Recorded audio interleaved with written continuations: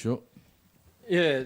조윤선 증인, 저는 뭐 법적으로 관계된 질문은 좀 가급적 줄이고 박근혜 정부의 국정 철학에 대해서 같이 좀 이야기를 해보고 싶은데요. 그 전에 간단히 사실관계 하나만 좀 확인해 볼게요. 2016년 12월 28일 이해운 의원이 지금 어디 가셨네요. 라디오 방송에서 이런 얘기를 했어요. 조윤선이 최순실을 본 적도 없고 얘기해 본 적도 없다는 국회에서 답변하는 그런 발언들이 나가고 난 후 전화를 좀 받았다. 재벌 사모님으로부터 어떻게 저럴 수가 있나. 최순실을 여왕님 모시듯 한 사람이 조윤선인데 어떻게 모를 수 있나. 이런 전화를 받은 사람들이 있다. 이 보도가 나가고 난 뒤에 사실이 아니라고 했고 조 증인이 사실이 아니라고 했고 고소할 것이라고 한 걸 제가 봤습니다. 고소하셨어요?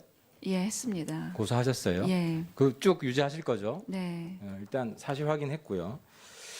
그 다음에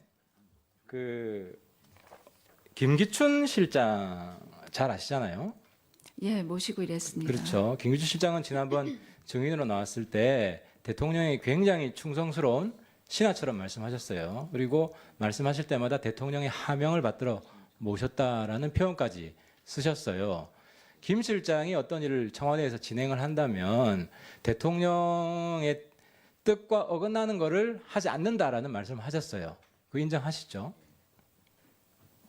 김기춘 실장이 대통령의 뜻과 어긋나는 일을 하실 뿐인가요? 그거는 제가 잘 모르겠습니다. 100% 항상 뜻과 어긋나는 일은 한 번도 하지 않으셨는지 아니면 본인이 판단해서 저한테 그런 다르게 말씀을 하셨는지. 하셨어요. 네, 김상률 저는 그 내용은 수석. 잘 모르겠습니다. 김상률 수석 이 박근혜 정부 국정 철학과 맞지 않아서 문제점을 제기했는데 대통령 하명이어서 어쩔 수 없었다.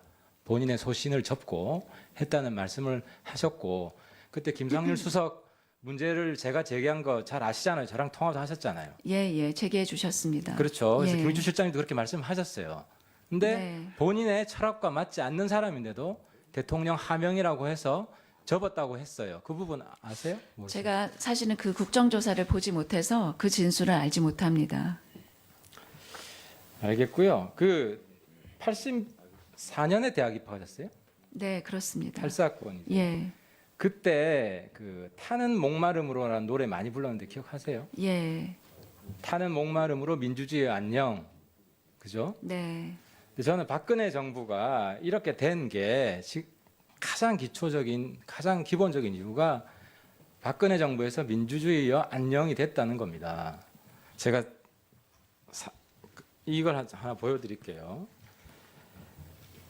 이 그림 보신 적 있으시죠? 여기서 정확하게 잘 안 잘 보이시나요? 보이지 않습니다. 네, 대통령을 아주 비하한 그림이에요. 저도 이 그림 보고 화가 났어요. 밑에 그림 독이 든 사과 안에 박정희 대통령을 그려놨어요. 저도 굉장히 이 그림 보면 참을 수 없어요. 화가 나요. 근데 문제는 이런 그림들을 보고 어떻게 접근하느냐. 이게 국정 철학인데 이거는 사실 모르시면 안 돼요. 김기춘 실장이 이런 그림들을 보고 응징, 보복, 제재, 고발 기본적인 내용은 사법의 철퇴를 가야 된다는 거예요. 그래서 우리 조윤선 증인이 정무수석일 때 2014년 8월 7일 날 이게 수석회의에서 논의가 돼서 고발해야 된다 이거. 민정에 지시를 한 거예요. 실제로 고발이 됐습니다. 그리고 밑에 그림. 밑에 그림도 이게 2014년 11월 1일 수석회의 때 나온 거예요. 기억나세요? 기억이 안 납니다, 의원님. 그러니까 우병우 수석도 그렇고 조윤선 수석도 그렇고 제가 참 안타까운 것이 한 정권이 자기가 같이 몸담아서 봉사한 정권이 몰락을 했습니다. 굉장히 역사적인 사건이에요. 여기에 대해서 어떤 도의적, 윤리적 책임을 지려고 하지 않고 거기서 내 한 몸 살자라고 빠져나온다는 거예요. 국민들은 거기에도 화가 날 거예요. 인정을 하지 않더라도 이게 이 당시에 김기춘 실장이 뭐라고 그랬냐면 이것도 사법 철퇴를 가야 된다. 뭐 어떻게 가할 거냐? 건조물 침입 위반으로 그 법 위반으로 걸어야 된다. 왜냐하면 이걸 어떤 건물 옥상에 가서 이 전단을 뿌렸거든요.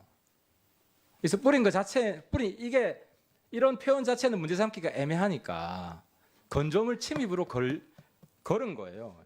이게 경범죄로 걸었어요. 제가 조윤선 증인 지금 발언을 쭉 듣고 좀 상당히 놀란 게 이건 민정수석한테 시킨 일이에요. 맞아요. 김기춘 실장은. 근데 조윤선 수석이 민주주의자라면 이거는 민정한테 갈 일이 아닙니다. 저도 화가 나지만 이거는 민정으로 가서 사법 철퇴를 내릴 일이 아니라 정무에서 풀어야 되는 문제다. 정무수석이 가져왔어야 돼요. 그 싸움을 했어야 돼요. 그런 이야기 한 적이 없죠. 의원님, 고 김영한 수석의 비망록이 아니 한 적 있어요, 없어요? 시간 어떤 때문에. 건지 모르겠지만 거기 적힌 모든 것이 많은 사람들이 있는 수석회에서 다 논의된 게 아닙니다. 저도 지금 그 그림에 대해서 계속적인 법적인 조치를 취한다고 하는 그런 내용이 회의에서 구체적으로 그렇게 알겠고요. 논의됐었다는 기억이 없습니다. 본인이 민주주의라고 생각합니까?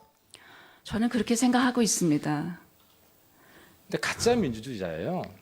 이런 일이 있을 때는 기본적으로 민주주의 정신은 이런 과도한 비난이 있지만 국민들이 알아서 판단할 문제다. 그리고 국민들 속에서 홍보를 하고 잘못됐다고 네. 그렇게 해서 이런 과도한 일을 하는 사람들이 국민들 속에서 고립시키는 것이 가장 민주주의적인 행태예요.